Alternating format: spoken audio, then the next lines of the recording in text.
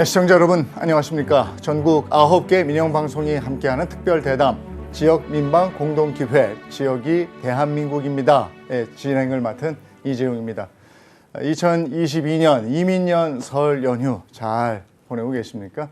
올해는 흑호의 해, 검은 호랑이의 해이자 대선의 해이기도 합니다. 국민의 선택까지 이제 30여일밖에 남지 않았지만 백중세의 예측불허 판세가 이어지고 있습니다. 끝날 때까지 끝난 게 아닌 선거가 될 것 같습니다. 오늘은 이른바 변방의 장소에서 집권 여당의 대통령 후보로 발돋움한 분 이 자리에 모셨습니다.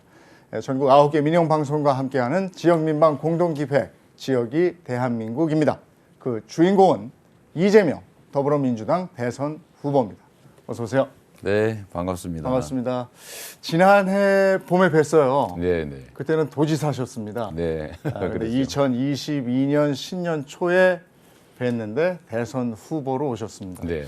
모두의 관심이 집중돼 있는데 어떻게 집권 여당의 대선 후보 생활이 어떠세요? 정말 눈코 틀 새 없다는 말이 네. 정말 맞는 것 같습니다. 그래도 이제 국민 한 분 한 분 찾아뵙고 또 사실 생각할 것도 많고 또 설명드릴 것도 많고 어쨌든 국민 한 분 여러분들의 좀 이렇게 말씀을 좀 귀 기울여 듣는 시간 많이 보내고 있습니다. 네. 근데 좀 힘들긴 하네요. 아니 하루 일과가 어떻게 됩니까? 몇 시에 일어나세요? 아침에 보통은 7시 정도는 일어나야 되고요. 예. 또 저녁에는 한두 시 정도까지 예. 하게 되고 주로는 이동하는 경우가 많은데 네. 차에서 많이 좀 자기도 하고요. 차에서. 또 뭐 통화할 일도 많고 예. 또 분석 보고해야 되고 뭐 정말 눈꽃도 새 없이 보내는데 예. 그래도 이게 어디겠습니까? 제가 경기도지사 성남시장 할 때는 좀 뭐라 그럴까요? 관할 구역이 좁으니까 그래도 좀 여유가 좀 있었다고 할까? 근데 지금은 대한민국 전역이어서 정말로 시간이 부족하다. 네. 일주일 단위로 시간이 가는 것 같아요. 그래도 건강해 보이셔서 다행입니다. 네, 감사합니다. 지금 재수생이세요. 5년 전에 변방의 벼룩이 소를 잡겠다. 이렇게 네. 첫 번째 대선 도전장을 내셨고 그때는 이제 훗날을 네. 기약하게 된 거고 그 사이에 경기도지사를 거치면서 체급을 키우셨고 네. 대통령이 되고 싶은 마음, 그 크기 이런 것도 같이 키우신 겁니다. 네. 저는 뭐 대통령 자체가 돼야 되겠다는 생각을 많이 했던 건 아닙니다. 다만 성남시장을 하면서 나름의 성과를 냈고 도구가 좀 작다, 네. 좀 큰 도구가 있으면 좋겠다 이런 요구가 있었고요.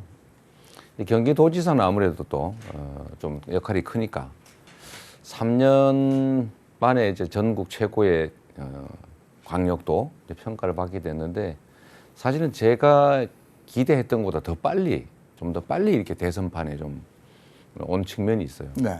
사실 저는 좀 개인적으로 좀 아쉽죠. 도에서 하고 싶은 일도 많았는데. 그러셨습니까? 네네. 예, 이제 더 큰 무대에서 꿈을 펼치고 그러셔야 될 텐데, 자, 이거 뭐 자칫 식상한 질문일 수도 있겠습니다만은 국민이 가장 묻고 싶은 질문일 것도 같아서 네. 20대 대선 왜 이재명을 찍어야 됩니까? 뭐 다른 후보들도 다 역량이 뛰어나시고 다 좋은 분들이시죠. 충분히 뭐 국가 경영을 맡을 만한 분이신데 저는 그렇게 생각합니다. 지금 우리가 너무 어렵다. 그러니까 국제적으로도 미중 갈등도 심하고 또 국내의 양극화와 저성장 문제도 심각하고 특히 이제 에너지 전환으로 산업 체제를 완전히 개편해야 됩니다. 또 디지털 전환도 문제고요. 이럴 때 이 위기 국면을 이제 기회 국면으로 바꿔야 되는데 네. 그러려면 능력이라고 하는 게 중요한 것 같습니다. 그래서 국민들의 민생 그중에 제일 중요한 먹고 사는 문제, 경제를 살리는 일, 위기를 극복하고 극복을 넘어서서 이제 기회로 만들어서 도약하는 일. 여기는 역시 그래도 유능한 민생과 경제의 능력이 있는 이재명이 가장 적합하지 않겠느냐. 감히 이제 그렇게 생각하는 거죠. 네. 제가 이제 성남시장 경기도지사를 거쳐서 대통령 후보로 이렇게 일부나마 인정받게 된 것도 성과 때문이지 다른 건 없지 않습니까? 네. 제가 유일하게 우리 국민들께 말씀드릴 수 있는 거는 저는 약속을 지킨다. 그리고 실적으로 실력을 증명했다. 그래서 그것 때문에 이 자리까지 왔으니까 앞으로도 실력으로 우리 국민들의 삶, 예.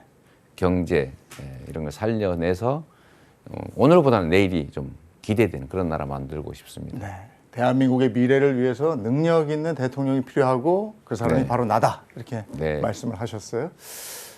유독 유능한 경제 대통령 또 민생 대통령 네. 이렇게 말씀을 하시는데 자 이제 그 꿈을 이뤄서 청와대 집무실에 앉아 계시는 거예요. 네. 그러면 대통령이 됐을 때 가장 먼저 하고 싶은 일이 뭡니까?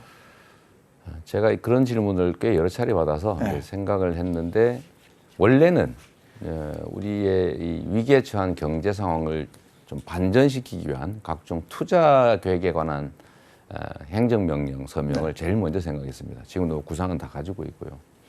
근데 최근에 좀 바뀌었어요.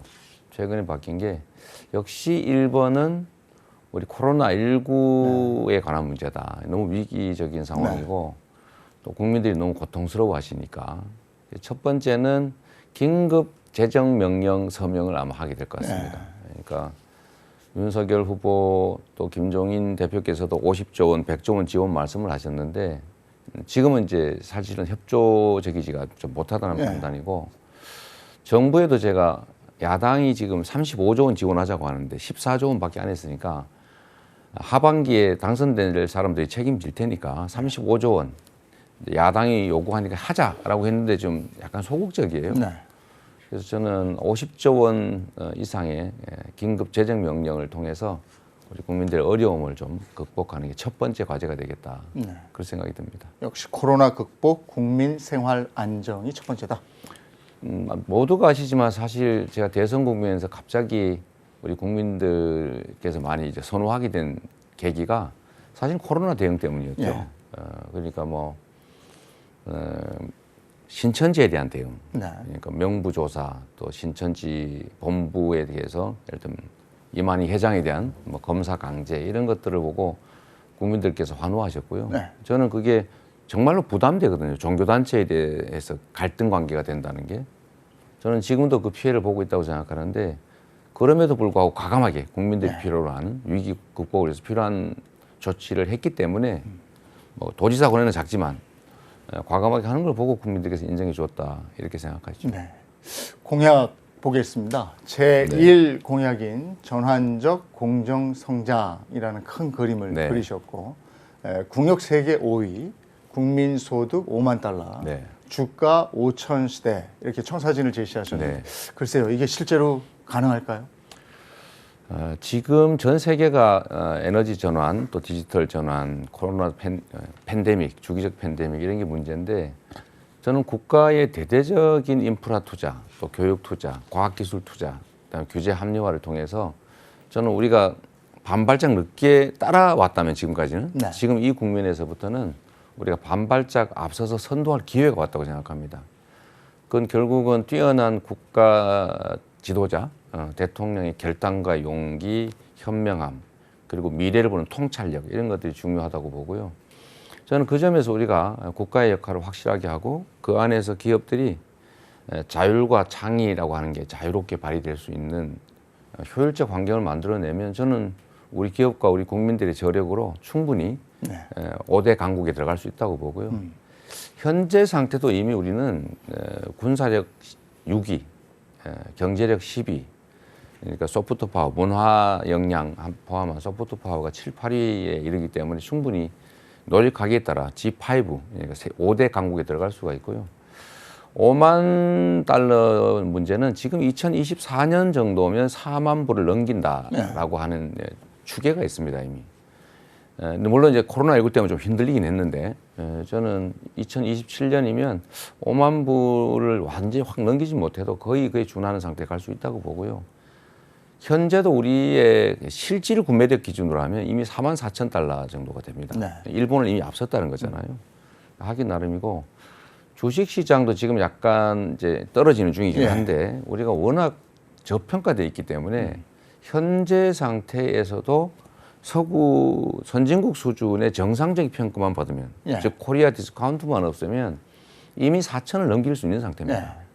근데 주가 조작하고 예를 들면 무슨 뭐 분할 상장하고 이런 뭐 불공정, 불투명성들이 문제가 되니까 자꾸 투자자가 빠져나가니까 네. 자꾸 이제 주가 지수가 좀 떨어지는 측면이 있는데요. 저는 충분히 가능하다고 생각합니다. 이 결국 오- 지도자의 예. 리더십이 정말 중요해요. 이 555를 5년 안에 네, 저는 5 그건 하지 않았고요. 5대 강국 안에 그 하나의 요소로 또 뭐 많이 있지요. 네. 5 하니까 어떤 분이 자기 거 좀 이렇게 베낀 것 같다 그래서 제가 5는 747 생각나서 안 하고 있습니다. 그래 그 내용은 중요하죠. 네. 이 후보의 정책 브랜드 뭐 다들 기본소득 이렇게 얘기를 할 텐데 이게 네. 잠깐 안 보였다가 네. 최근에 다시 꺼내줬어요. 전 국민이 아닌 부분적 기본소득 네. 이렇게 가는 것 같은데 그럼에도 포퓰리즘이란 지적 여전하거든요. 이 부분은 어떻게 생각하십니까? 이게 주로는 이제 야권의 공세와 관련이 높은데요. 이미 기본소득은 사실 이제 부분적 기본소득은 박근혜 대통령이 시도했던 겁니다. 네. 원래 65세 이상은 차별 없이 20만 원. 그게 이제 부분적 기본소득이거든요. 지금 아동수당 모두에게 똑같이. 네. 그것도 기본소득이잖아요. 네. 그러니까 청년에게 우리는 좀 확장할 필요가 있다. 그다음에 50세에서 55세 사이가 소득이 비니까 거기도 좀 지원이 필요하다. 장년 기본소득, 장년 수당, 또 예를 들면 농어촌 필요하다. 네. 농촌 살리기 겸 지방 균형 발전을 위해서. 근데 이런 것은 사실은 그냥 보편 복지의 확장판이라고 보시면 될 것 같고요. 다만 전 국민을 상대로 한 기본소득은 재원 문제가 있기 때문에 저희가 전 국민들의 의견을 좀 수렴해서 시범적으로 도입하고 단계적 순차적으로 늘려가겠다고 하는 거니까 재원 문제나 실현 가능성 문제는 걱정을 안 하셔도 될 것 같습니다. 그래서 제가 진짜 특기할 만한 사실인데요. 네. 국민의힘 정강정책 1조 1호에 기본소득 도입한다고 되어 있습니다. 아, 그렇게 돼 있나요? 그렇습니다. 이게 김종인 대표께서 그렇게 만들었죠. 그러니까 이게 본인들이 한다고 해놓고 지금 와서 말을 바꾸고 있는 거죠. 심지어 이제 내가 말한 기본소득은 당신이 말한 기본소득과 다르다. 뭐 이렇게까지 얘기하고 있는데 사실 이렇게 하면 안 되죠. 예. 정강정책을 고치고 저를 비판하는 게 맞는 것 같습니다. 네. 기본소득은 간다. 부분적 단계적으로. 예. 네. 알겠습니다. 미래 정책이니까요. 예. 부동산 정책인데요. 어떤 의미로 보면 이제 부동산 정책의 퍼즐이 완성이 된 것 같은데 세제, 금융, 공급을 아우르는 그렇습니다. 집값 잡기 대책이 총망라된 것 네. 같습니다. 중요한 게 이제 그 실현 가능성, 효과 뭐 이런 걸 텐데 네. 어떻습니까? 이것도 역시 진짜 부동산 안정을 시도하느냐 아니면 말로만 하느냐에 네. 있어서 우리 국민들께서 불신을 하게 된 것 같아요. 부동산 값을 잡겠다고 하는데 보니까 고위 관료들이 집을 여러 채 가지고 있어요. 네. 특정 지역에 많이 가지고 있고 집값이 내리면 가지고 있을 리가 없지 않습니까? 그렇죠. 불신하는 거죠. 실제로는 구멍이 좀 많았고요. 그래서 저는 의지만 분명하게 한다면 고위 관료들에 대해서는 저는 불필요한 다주택 소유자들에 대해서는 승진 또는 고위직 임용을 하지 않겠다. 네. 제가 이 약속을 드리지 않습니까? 그러면 정책 자체가 사실은 자기한테 이해관계가 없으니까 형평성 있게 제대로 하겠죠. 그래서 저는 세제나 금융이나 공급이나 시장이 필요한 만큼을 공급하고 또 징벌이 되지 않게 세금 제도를 적절히 운영하고 네. 생애 최초에 진짜 자기가 주거할 집을 살 경우는 금융 혜택을 90%까지 열어주자. 네.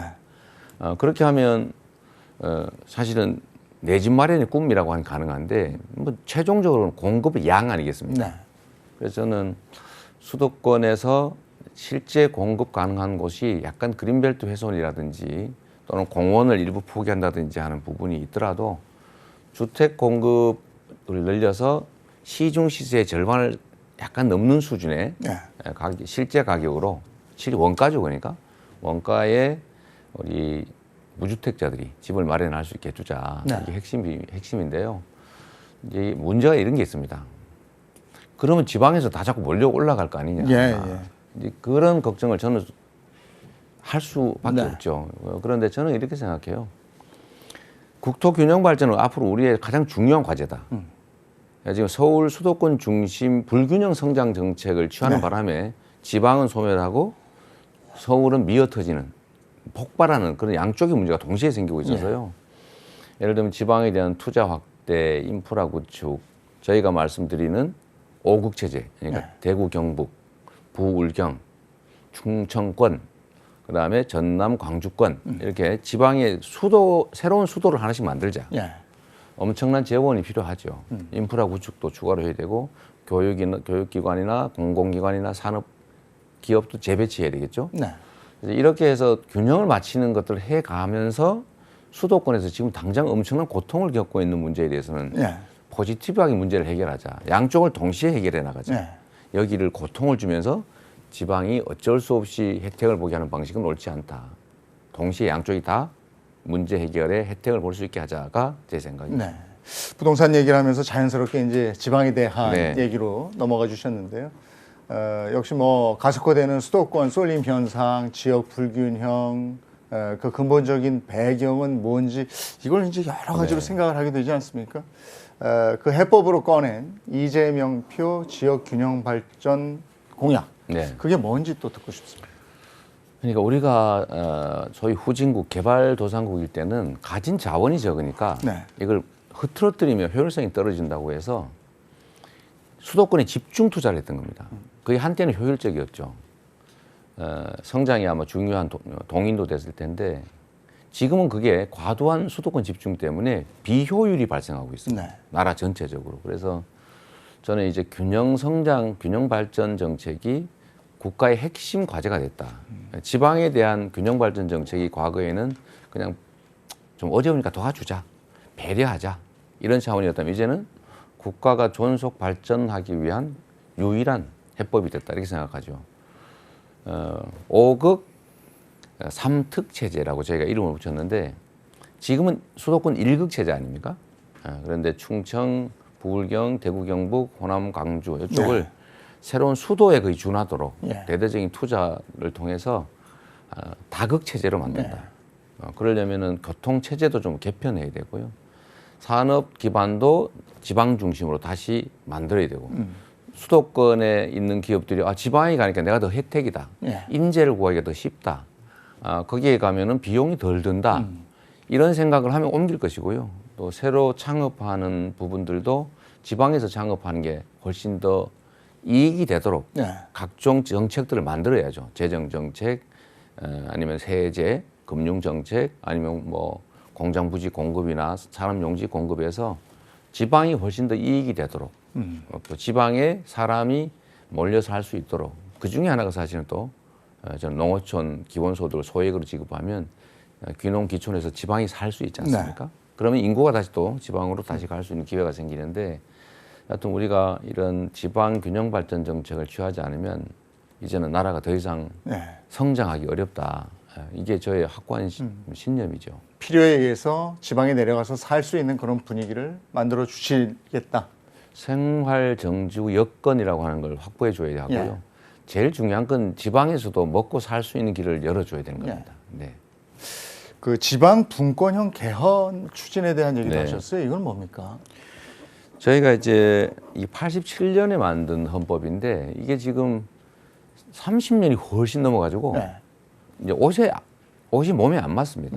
우리의 뭐 경제 발전, 사회 발전 수준이 안 맞죠. 네. 대통령에게 지나친 과도한 권한 집중 문제라든지 아니면 1인 1표가 제대로 반영이 되지 않는 문제, 이런 정치적 문제를 포함해서 국민의 기본권도 제대로 반영하지 못하고 있고 특히 최근에 논의되는 환경 위기에 대한 국가의 책임, 네.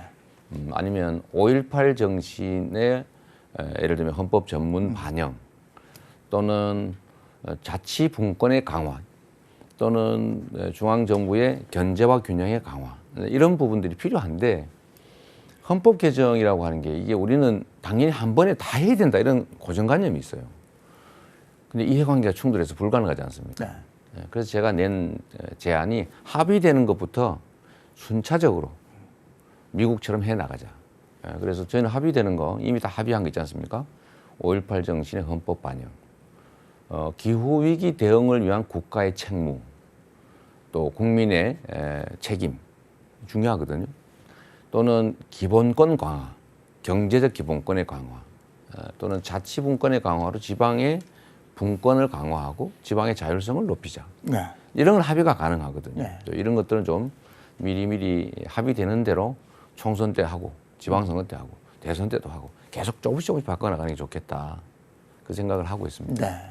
계속 합의를 해가면서 범위를 넓혀가겠다. 네. 예, 이런 말씀이시죠. 정치적 합의가 가능하다면 저는 이제 국민 주권주의, 네. 1인 1표의 국민 주권주의가 제대로 관철을 하게 해야 되는데 지금 예를 들면 호남은 특정 정당이, 영남은 특정 정당이 네. 1인 지배, 일당 지배 체제잖아요. 이게 사실 민주적이지 못하거든요. 네.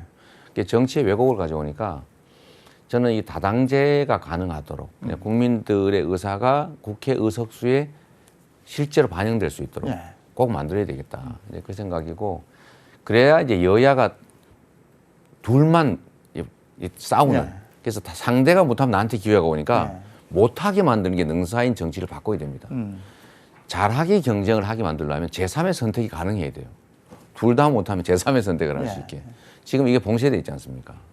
그래서 지금은 이게 제3의 선택이 가능한 민주적 의사라고 하는 게 제대로 반영되는 국회 선거제도, 네.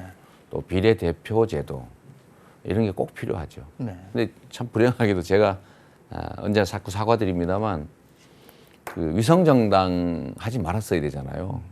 그게 원래 소수정당한테 기회를 주자고 만든 제도인데 이 다수정당 둘이 위성정당 만들어가지고 다 뺏어갔잖아요, 도로. 반칙한 거잖아요. 네. 그래서 이런 것들도 좀 저희는 위성정당 금지법 만들자. 아예 못하게. 소수정당도 자기 지지율만큼의 의석을 받아야 예. 국민들께서 차악을 선택하는 게 아니고 제3의 선택을 하게 하면 아마 거대 양당 둘도 지금처럼 발목 잡기 경쟁이 아니고 잘하기 경쟁을 할 수밖에 없게 되죠. 이게 진짜 정치의 발전일 것 같습니다. 네.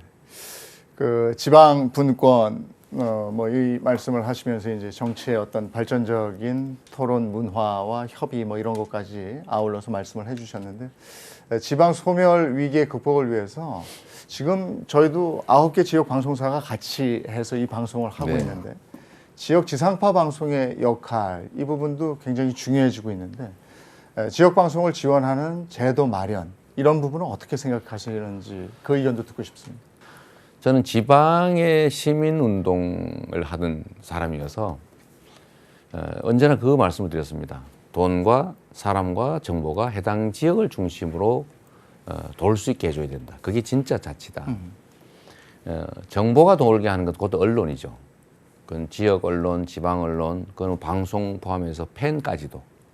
그래서 해당 지역의 정보가 해당 지역을 중심으로 돌 수 있게 만드는 언론 환경 이건 매우 중요하고 그러려면 거기에 대한 지원도 꼭 필요하겠다는 게 제 이제 평소 소신이어서 성남시장 경기도지사를 하면서도 이거를 좀 지원 정책을 만들어 보려고 했는데 쉽지가 않습니다. 네. 이게 일단은 거대 중앙 세력의 압박 때문에요. 아 이거 불공정하다 그런 거죠. 왜 거길 지원해 주느냐 이런 논란이 있어요. 그럼에도 불구하고 저는 앞으로 우리 말씀드렸던 대로 우리의 가장 핵심적인 국가 과제는 균형 발전이다. 지방의 중심이 조금이라도 생길 수 있게 해줘야 된다라는 측면에서 언론과 정보도 해당 지역을 중심으로 생성되고 유통될 수 있게 이런 프로그램 제작 지원이든 아니면 뭐 방송 광고는 정부가 지금 배정을 할 수 있게 돼 있으니까 예. 그런 점에서 지방에 조금씩 우선권을 주는 방식 등을 고려해 볼 수 있겠죠. 예. 예. 마음 먹으면 할 수 있는 건 많이 있습니다. 예. 그런 의미로 또 여러 가지 바쁘신데도 오늘 네. 출연해 주신 거잖아요. 네.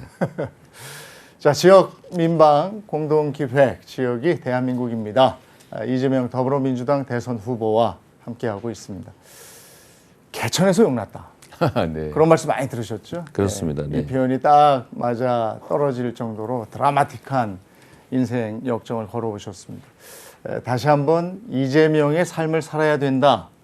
글쎄 어떠실 것 같습니까? 제가 사실 저는 이제 개천에서 용난 게 맞습니다. 옛날 말로 하면. 근데 요즘 이런 얘기하면 큰일 나는 수가 있습니다. 요즘은 개천이 다 말라 비틀어져서요. 개천에 아무것도 살지 않습니다. 그래서 그런 얘기 들으면 우리 청년들이 젊은 네. 세대들이 그 옛날 고리짝 옛날 얘기에 네. 나오는 얘기라고 생각한데요.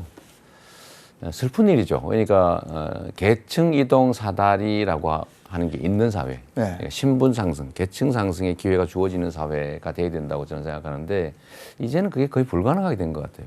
너무 슬프고요. 저는 뭐 여러 가지 인생이라고 하는 게 순간순간 선택해 오는 거잖아요. 네.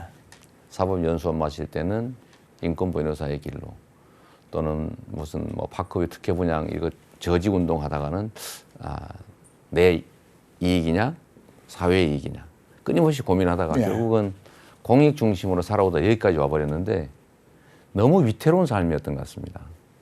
그래서 정말 다음에 기회가 있을 리가 없겠지만 기회가 있다면 가끔 상상해 보는데 좀 좋은 쪽, 나 개인에게 유리한 쪽을 선택해서 한번 살아보면 좋겠다. 저도 뭐 검사, 판사 선택해서 일생을 누리다가 또 좋은 기회 잡아서 또 기득권자들하고 이렇게 손잡고 사는 게 그러면 이런 고통은 받지 않겠다라는 생각이 들긴 하는데 그래도 아차 그러면 안 되지 이런 생각이 들 때가 많습니다. 하루 12시간 일을 했던 손영공이 훗날 대선 후보가 돼서 이런 말을 합니다. 내 팔은 굽었지만 굳고 핀 노동 현실은 바로 펴고 싶다. 그러면서 노동 공약을 발표하셨어요. 특히 주 4.5일제 도입이 눈에 확 띄는데 구체적으로 한번 듣고 싶습니다. 뭐 우리 국민들께서 다 아시는 것처럼 대한민국이 전 세계에서 노동 시간이 가장 긴 축에 속합니다. 근데 OECD 국가 중에서는 끝에서 세 번째, 길기로 멕시코 다음 이렇게 얘기하는데요. 우리가 선진국이라는데 경제 선진국이라는데 노동 시간 기준으로 하면 후진국에 가깝습니다. 안타깝게도. 그렇다고 노동 생산성이 높으냐? 또 그렇지도 못하거든요. 그래서 우리가 산업 체제를 좀 바꿔서라도 좀 생산성 높은 노동 시간이 짧으면서도 소득은 높은 그런 선진 삶의 질 수준이 선진 국가인 나라로 가야 되겠죠. 그래서 그 중에 하나 제일 핵심적인 게 노동 시간 문제인데요. 저는 지금은 주 5일제인데 옛날에 반공일이라는 거 하는 거 있었지 않습니까? 기억하시죠? 지금 아마 잘 기억들 못 하실 텐데 그날이 얼마나 기다려졌습니까?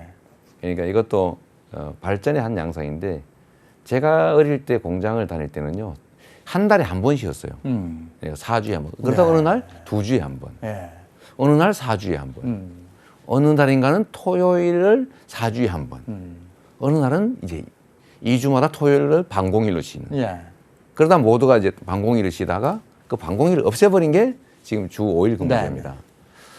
저는 이미 이제 유럽의 일부 국가들이 주 27시간 제도 지금 도입하고 있기 때문에 주 4일제를 목표로 하는데 그 중에 하루는 반공일을 도입해서 강제로 할 수는 없고 선도적으로 주 4일제 또는 4.5일제 하는 관련된 기업들한테 인센티브를 주고 또 사회적 분위기가 4.5일을 해도 5일 일하는 거와 생산성이 똑같네. 실제 그런 면이 있거든요. 그런 게 검증이 되면은 이제 확산될 수 있다. 그러면 더 짧게 일하고 생산성 높고 그리고 그야말로 삶의 질도 선진국으로 갈 수 있는 길이 열리지 않겠냐 그런 생각하는 거죠. 근데 이렇게 하려면 그 일자리가 있어야 되거든요. 그렇습니다. 그게 먼저일 것 같은데 청소년 세대는 말할 것도 없고 청년들은 뭐 너무 힘들다고 그러고 또 노인 일자리 이런 부분도 중요하지 않습니까? 그렇습니다. 어떻게 해야 될까요? 정부가 일자리를 직접 만드는 것은 이제 사회적 일자리, 공공 일자리 이런 수준인데 일단은 그 중에서도 노인 일자리는 늘리는 게 큰 재원 부담 없이 가능합니다. 그리고 우리는 노인 빈곤율이 너무 높으니까 필요하죠. 문제는 그건 본질적으로 일자리 사업이라 하기 어렵고 근데 기업들이 성장을 하면 일자리가 늘어나는데 기업들이 성장할 수 있도록 경제 볼륨이 커지도록 정부가 만들어야죠. 그러니까 기업의 성장, 이것이 바로 일자리이니까 기업이 성장할 수 있는 토대를 저희가 만들어주면 되는데 아까 말씀드렸던 대로 인프라 구축을 이 위기 국면에 맞춰서 새로운 산업이 가능하도록 구축한다. 예를 들면 재생에너지, 바람, 태양 에너지를 지방 어디서나 다 생산해서 팔 수 있게 에너지 고속도로를 만들어서 선을 딱 깔아주는 거죠. 이런 게 어차피 하나의 큰 산업이 되지 않겠어요? 또는 디지털 전환도 우리한테 하나의 기회인데 그 산업에 대한 투자가 가능하도록 첨단 과학기술 분야에 대한 기술 분야에 대한 지원을 정부가 대대적으로 해주는 거죠. 또 기초과학 투자도 정말로 중요한데 이건 돈이 안 되니까 아무도 안 하지 않습니까? 이러면 전에 우리가 소재 부품에서 일본에 밀렸던 것처럼 우리 산업이 앞으로 나가기 어려우니까 이런 부분을 정부가 투자를 해주고 해서 산업 체제를 재편하고 네. 고효율의 산업과 기업들이 새롭게 창출될 수 있는 판을 만들어 주는 거예요. 그리고 지금 빠른 속도전의 시대에 그 관료가 다 이것저것 정해서 이거 해라 저거 해라 하면 안 되고요. 네. 문제가 없으면 일단 해보고 문제가 있으면 사후 규제하는 방식으로 시장 속에서 기업과 기업인들이 자유롭게 창의와 혁신을 해 나갈 수 있도록 만들어주면 저는 우리가 충분히 세계적으로 선도하면서 기회를 누릴 수 있다고 보거든요. 진짜 차이가 큰 게 하나 있는데 우리가 똑같이 가는 길에 반발짝 늦으면 따라가기 힘들지 않습니까? 예. 만약에 우리가 반발짝만 앞서 나가면 엄청난 기회를 누릴 수가 있죠. 이게 바로 선도 국가와 추격 국가의 차이인데 우리는 선도 국가로 가는 길을 지금 만들 절호의 기회를 맞았다고 보는 거예요. 네. 그리고 또 하나가 이제 아까도 말씀해 주셨습니다만은 코로나19로 다들 너무 네. 힘드니까요. 코로나19 오미크론 유행이 현실화됐고 네. 거리두기 효과도 뭐 더 이상 작동하지 못하는 것 그렇습니다. 같고 예. 증상이 경미하고 이러니까 위드 코로나로 가야 된다 이런 목소리를 저도 곳곳에 네. 듣습니다. 방역 패스 폐지론도 나오고 있고 네. 여기에 대한 의견은 어떻습니까? 제가 이미 며칠 전에 그 정부에 공식적으로 제안을 드렸습니다. 예. 물론 정부도 방향을 바꾸고 있는 중인데요. 제가 말씀드렸던 것처럼 저는 이 코로나 위기, 즉 질병으로부터 국민의 생명을 지키는 이게 소위 안보인데 네. 침략으로부터 지키는 것도 중요하지만 똑같이 중요합니다. 그러니까 정부의 책임이고요. 국민들의 고통이 최소화될 수 있도록 해야 되고 국민들이 피해 입은 것은 다 채워줘야 된다. 네. 제 생각입니다. 그 측면에서 저는 코로나19가 종류가 좀 바뀌었어요. 쉽게 말하면. 전에는 속도는 느린데 걸리면 위험했어요. 그러니까 봉쇄해야 됩니다. 예. 빨리 찾아내가지고 감염 안 되게 하고 다 격리하고 모이지 못하게 하고 네. 이렇게 해야 되는데 지금은 정말 이게 바람처럼 빨라져가지고요. 예. 막을 수가 없어요. 네. 그런데 걸려도 별로 심각하지 않아요. 이런 상황이면 기존의 방역 체계를 완전히 바꿔야 된다. 예. 그러니까 유연하게, 스마트하게. 그러니까 봉쇄보다는 위험이 생길 경우에 그 위험을 제거하는 방식으로 핀셋 제거하는 거죠. 예. 그래서 의료 방역 체계를 철저히 갖추는 대신에 좀 활동은 좀 자유롭게 풀어주는 예. 게 오히려 방역에 더 도움이 될 수 있다. 국민의 고통을 줄이는 길이다. 국민의 피해를 줄이는 길이다. 이렇게 보고 있어요. 아마 정부도 방향을 바꾸는 것 같은데 좀 더 빨리 바꾸라고 제가 부탁을 드리고 있는 중입니다. 예. 9시까지 뭐 해봐야 사실 이제 의미가 없어요. 10시까지 하나, 11시까지 하나, 9시 이후 못하게 하나. 예. 다만 이제 걸릴 경우에 증자를 빨리 골라내서 빨리 대응하는 게 필요한데 이제는 이건 이제 동네 병원에서도 다 이제 진단 처치를 하게 있기 때문에 좀 대응책이 좀 빨라질 것 같긴 합니다. 네. 제가 코로나 같은 이 위기의 전문인 이유는 그런 데서도 좀 발휘될 수 있을 거다 이렇게 네. 생각하지요. 알겠습니다.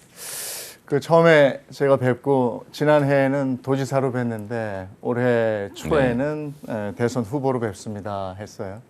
대선의 해입니다. 연초에 이 후보를 향했던 지지율이 최근에 답보 네, 상태이고 이 후보께서는 지지율은 바람 같은 것이다 이렇게 네. 말씀을 하셨습니다.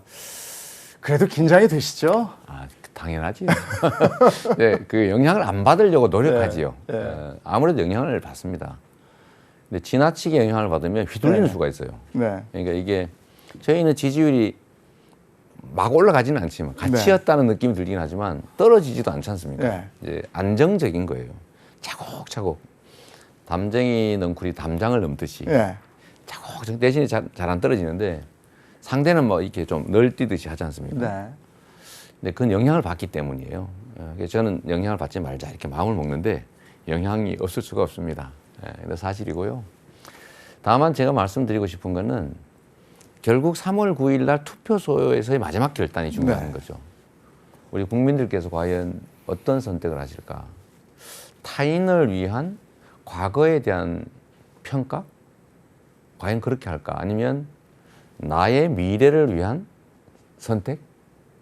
미래를 위한 나의 선택? 네. 저는 결국 미래를 위한 나의 선택으로 갈 거라고 보죠. 총선이나 지선은 회고적 투표, 잘못했으니까 책임을 묻자. 이걸 하면 이제 대선은 전망적 투표, 나의 삶이 어떻게 바뀔 것인가. 유능해야 되고 충직해야 되고 그다음에 실제로 실력이 실적으로 증명되어야 하고 네. 통찰력과 용기와 현명함이 있어야 하고요. 또 한번 우리 국민들께서 원하고 결정하면 저항과 어려움이 있더라도 그걸 관철해내는 추진력과 에너지. 결국 그걸 누가 갖췄느냐를 가지고 저는 우리 국민들께서 전망적으로 투표하실 것이다. 선택할 것이라고 보고요. 이 결국은 지금은 너를 띄지만 결국 마지막 판에는 네. 하나로 귀결될 것이다. 국민을 믿어야지 누굴 믿겠습니까? 하늘을 믿고 집단 지성을 믿고 저는 아무것도 가진 것 없이 정말 홀몸으로 여기까지 왔는데 다 국민들이 인정해 주셔가지고 여기까지 오지 않았습니까? 네. 근데 인정한 근거는 결국은 작은 거 맡겼더니 잘하더라. 좀 더 큰 거 맡겨볼까? 그것도 잘하네.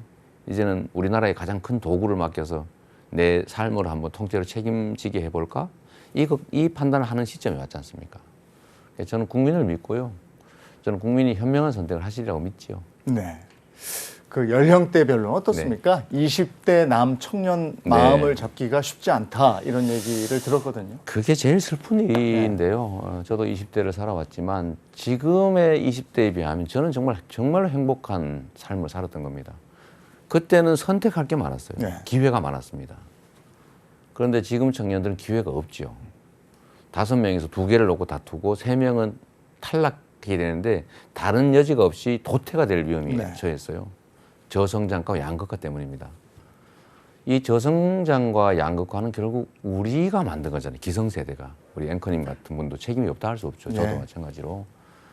기회를 누리면서 양극화나 불공정이 불러올 이 결과에 대해서 우리가 무심했던 겁니다. 그 결과를 청년들이 다 덮어 쓴 거예요. 그리고 원망하잖아요. 누굴 원망하겠어요? 기성세대를 원망해야 되고 기성세대 중에서도 책임 있는 정치권에 원망을 해야 되고 정치권 중에서도 지금 당장 권한을 행사하고 있는 집권 세력을 원망하는 게 당연한 거예요. 그래서 언제나 우린 미안하다. 그러나 우리 청년 여러분 과연 편을 갈라 싸우고 한쪽을 편드는 방식으로 문제 해결이 가능하냐. 마치 오징어 게임처럼 살 수는 없지 않냐라고 제가 말씀을 드리고 진짜 문제 해결의 길은 기회를 넓히는 길이다. 성장을 회복하는 길이다.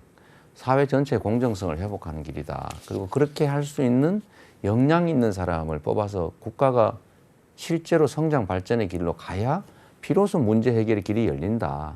자, 이렇게 말씀을 드리고 비록 우리가 한쪽 편을 들지 않는 것 때문에 지금 정치적으로 위기에 처하고 이제 사실 지지율도 좀 안 좋고 그러지만 저는 그래도 그런 선택을 할 수는 없다고 생각하는 거죠. 우리가 분열과 증오, 갈등을 먹고 살 수는 없지 않습니까? 이걸 극우 포퓰리즘이라고 하는데 그래서 제가 끊임없이 저는 젊은이들 믿고 우리의 진짜 문제 해결의 길을 찾아서 같이 노력하자. 내가 잘못했다. 더 잘 해보겠다. 이렇게 만들겠다라고 말씀을 계속 드리는데 요즘은 조금 효과가 있다는 생각이 들긴 해요. 조금씩 좁혀지는 것 같습니다. 그 말씀 하셨잖아요. 젊은 국민 내각, 또 통합정부 구성, 또 4년 중임제 카드 뭐 이렇게 내거셨어요. 정치개혁, 교체가 필요한 이유, 그리고 그 가능성, 이건 어떻게 보십니까? 아까 잠깐 말씀드렸는데 일단은 양당 체제가 너무 강고해가지고 못하게 하기 경쟁을 하고 있는 것 같습니다. 발목 잡기. 어쨌든 내가 아무리 나쁜 짓을 해도 상대가 잘못하면 나한테 기회가 오더라. 이게 우리 정치의 가장 심각한 문제고 이게 불가능하게 하는 게 중요하고요. 그래서 다당제가 가능한 권역별 비례대표제든 대표 체제를 좀 바꿀 필요가 있고 두 번째는 대통령한테 지나치게 권한이 많이 집중돼서 생기는 문제들이 있는데 저는 이거를 좀 책임 총리제, 국회나 국민 추천제도, 헌법에 반하지 않는 범위 내에서 그리고 만약에 헌법 개정의 기회가 있다면 이걸 헌법적 제도로까지 만들 필요가 있는데 저는 그런 고민들도 우리 함께 해야 된다고 생각하죠. 너무 권한이 한쪽에 집중이 돼 있어가지고 누군가가 그 하나의 작은 집단이 잘못 판단하거나 잘못하면 피해가 너무 커요. 그래서 권력을 좀 분점하고 견제 균형 속에서 진짜 유능한 사람 실력을 발휘하고 실력을 발휘한 만큼 국민들이 평가해서 인정할 수 있는 시스템. 그래서 저희는 헌법 개정이 안 되더라도 국민 내각을 구성해 보겠다. 그러니까 진영을 가리지 않고 유능한 사람 다 쓴다. 실력 중심으로. 두 번째는 통합 정부를 만든다. 네. 지금 한쪽이 다 독식하는 체제잖아요. 그러니까 나머지가 다 적이 돼요. 저는 성남시나 경기도 경영의 경험에서 진영을 가리지 않고 사람을 쓰면 우리의 지평이 넓어지더라. 지지율은 결국 성과에서 오더라. 내 삶이 바뀌는 게 국민들은 가장 선호하는 것이고 정치에 대한 체감, 효능감이 높아지면 결국 그 결정 최종 책임 인사 또는 세력에게 좋은 평가를 하게 돼 있어요. 실력으로 성과를 내고 성과를 내서 국민 지지를 획득하는 그런 정상적인 정치 정말로 하고 싶죠. 네. 윤석열 네. 국민의힘 후보 청와대 권력을 대수술하는 공약을 발표했습니다. 네. 문 대통령이 실현하지 못한 광화문 대통령 이걸 내걸었는데 글쎄 여기에 대한 의견은 어떻습니까? 글쎄요, 그게 권력을 분산시키는 방법은 아니지 않습니까? 그 대통령이 어디서 근무하냐고 그렇게 중요한 건 아니고 상징적인 측면이 큰 것 같은데요. 저는 뭐 아시겠지만 제가 시장실을 우리 동네 주민들이 막 지나다닐 수 있는 2층에다 만든 사람이잖아요. 아무 데나 막 시장실 들락거릴 수 있게 개방해가지고 저희 회의할 때도 막 들어오고 사진 찍고 가고 뭐 이렇게 했는데 그건 하기 나름이다라는 것이고요.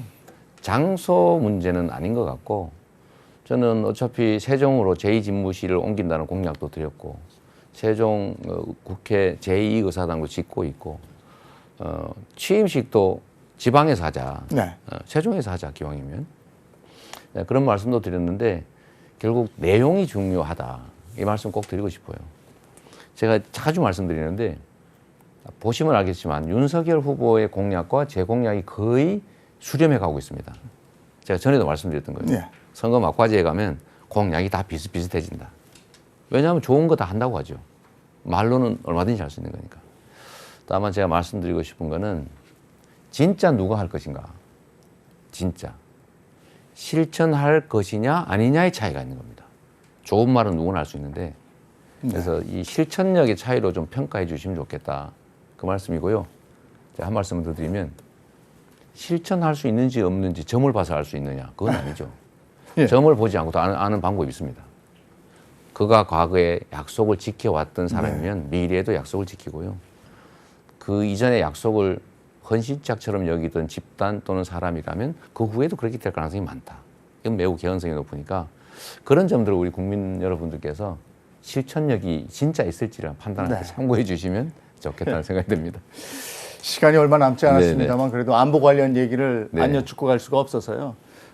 종전선언 이건 뭐 사실상 이제 다음 정부로 공이 넘어간 모습인데 어떻습니까? 대북 정책 노선 정하셨습니까? 그 뭐 방향은 명확하죠. 긴장 격화와 군사 대결을 지향하고 평화 체제로 최대한 가야 한다. 평화가 경제고 우리의 이익이다. 이거 분명한데 다만 구체적으로 어떤 길을 통해서 갈 것이냐. 끊임없이 소통하고 대화하고 필요할 때는 제재하고 또 대화가 필요하고 유인책이 필요할 때는 협조하고 또 가능한 방법을 미국과 북한에만 맡겨놓을 일이 아니라 우리의 당사자인 우리의 일이니까 양측이 다 받아들이고 우리도 이익이 되는 방안을 찾아서 설득하고 끊임없이 이런 노력을 통해서 신뢰를 확보하고 최종적으로 비핵화의 길을 가야죠. 지금처럼 좀 반응이 좀 격하게 나온다고 해서 더 격하게 하고 더 격하게 하고 이랬다가 우리가 나중에 심각한 상황을 맞을 수도 있습니다. 전쟁이 벌어진 원인 중에 합리적 이유로 벌어진 경우는 많지 않다고 합니다. 통계적으로. 감정, 표현 이런 것 때문이라고 하거든요. 거의 대부분이. 그래서 매우 조심스럽게 다뤄야 될 사안이다. 방향은 분명하고 저는 외교의 원칙은 우리가 이미 군사력 6위 또 종합국력 7, 8위 경제력 10위 이렇게 되기 때문에 자신감을 가지고 우리가 주체적으로 우리의 국익 중심으로 실리 외교, 균형 외교를 해 나가야 된다. 사안별로 우리의 이익되도록. 충분히 그 길을 찾아낼 수 있다고 생각합니다. 미중 갈등의 파고가 거세지고 국민들도 걱정을 하고 있습니다만 실용 외교의 기조는 놓지 않겠다. 그렇습니다. 네, 반드시 그래야 됩니다. 자, 이번에 질문 방식을 좀 담백하게 바꿔보겠습니다. 이재명에게 땡땡땡이란 이런 그런 게 질문인데요. 있습니까? 이른바 네. 명란 질문입니다. 명란 질문. 이재명에게 땡땡땡이란 이래서 네. 명란 질문입니다. 재밌네요. 좀 그 가벼운 마음으로 네. 저희가 질문을 드린다고는 드리는데 네. 이게 저 후보님께는 좀 그 고춧가루처럼 맵게 드릴 네. 수도 있을 것 같습니다. 네. 네. 첫 번째 질문은요. 네. 이재명에게 가족이란 뭡니까? 가족이요. 네. 온갖 것들이죠. 일단은요. 애달픔. 예. 특히 제 아내나 또 우리 아이들한테는 정말 미안하죠. 예. 특히 아내는 평생을 제가 시민운동, 뭐 노동인권운동, 또 정치한다고 이렇게 너무 고통을 많이 줘서 너무 힘들어하는 것 같고요. 또 아까 말씀드렸지만 이 바람잘 뭐 가지 남은 나무에 바람 잘 날없다는 얘기 제가 어릴 때 많이 들었는데 저희가 7남매가 이렇게 어렵게 힘들게 살다 보니까 좀 거기서 생기는 이런 좀 안타까움도 있고요. 정말 슬픔, 기쁨, 행복, 고통 이 모든 것들이 막 점철되어 있는 정말 온갖 것 같습니다. 알겠습니다. 다음 질문 나갑니다. 네, 네. 이것도 역시 그 좀 매울 수도 있는 부분인데 네. 이재명에게 네. 대장동이란 뭡니까? 오늘 보니까 그 대장동 관련자들 녹취록에 윤석열 후보가 나왔다 그 발언이 나왔는데 네. 보도하겠다 그러더니 어디가 보도를 안 해가지고 시끌시끌 하더군요. 저는 진짜 대장동이란 예. 당황 더하기 당황. 황당, 예. 황당. 예. 저는 시정 도정 12년 하면서 제일 큰 저의 업적이라고 하는 게 다른 사람은 다 건축 허가, 개발 허가 내줘가지고 민간이 다 이익 갖게 해서 민간이 이익을 독점했지 않습니까? 네. 제가 보니까 너무 아까운 거예요.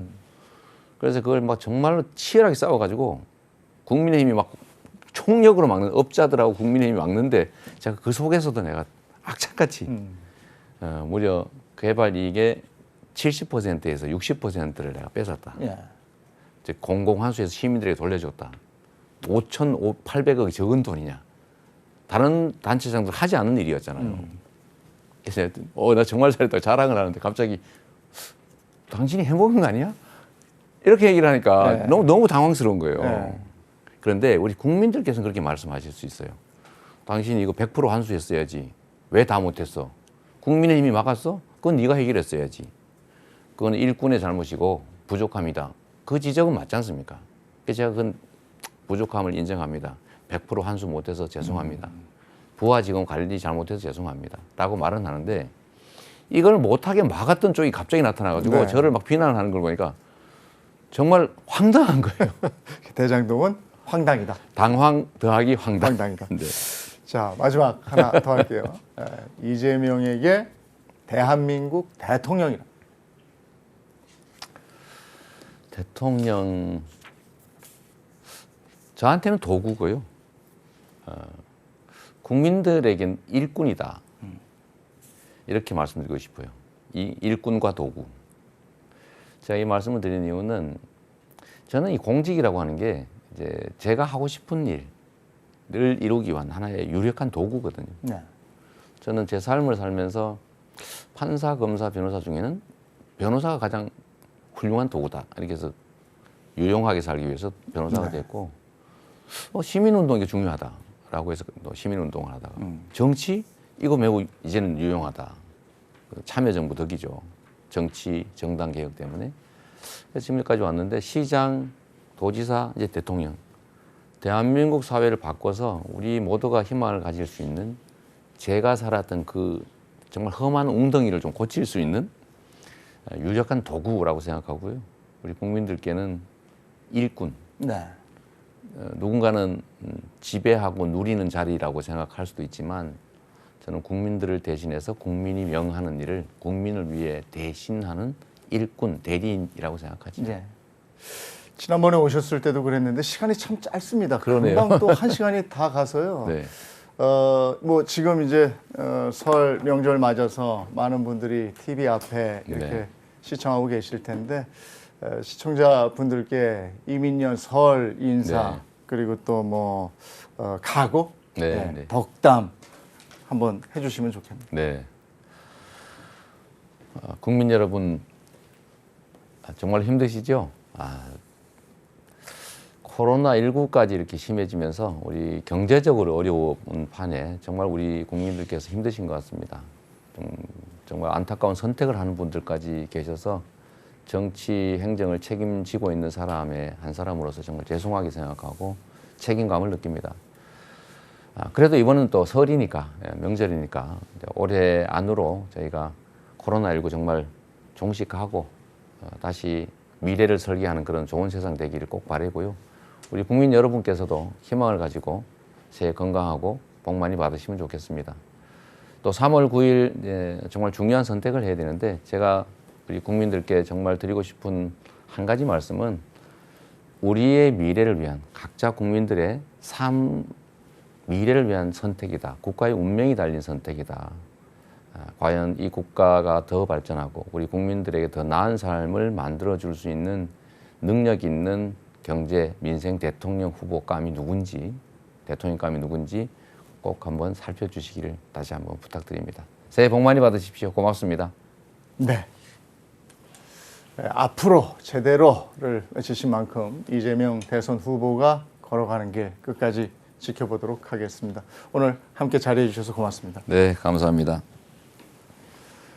신년에도 모두가 마스크를 단단히 올려 쓰고 있습니다. 그래도 그 속에는 새해 설렘을 품은 미소와 한편으론 새 출발의 긴장감 등등 해서 다양한 표정이 담겨 있을 거라고 생각합니다. 새해 소망 모두 이루시길 또 올 한 해 건강과 행복만이 가득하시길 기원하겠습니다. 지역민방 공동기획 지역이 대한민국입니다. 이재명 후보에게 듣는다. 여기까지. 시청자 여러분 새해 복 많이 받으시고 저는 다음 시간에 인사드리겠습니다. 시청해주신 여러분 고맙습니다.